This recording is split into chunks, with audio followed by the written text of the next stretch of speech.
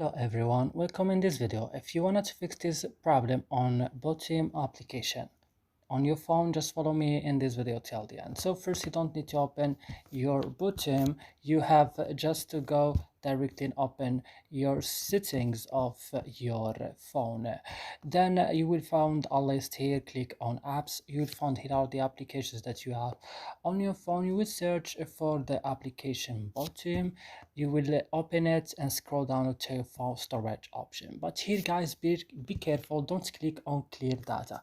Click just on clear cache. Then you have to back and click on force stop. Click OK, and what's next? You have to go to permission, allow permission of all this, and then you have to go to your Play Store, update your Botim application if it's not updated, then go and restart your phone. So that's it guys in this video. I hope it's useful for you. Don't forget to like, subscribe in our channel. See you in other videos.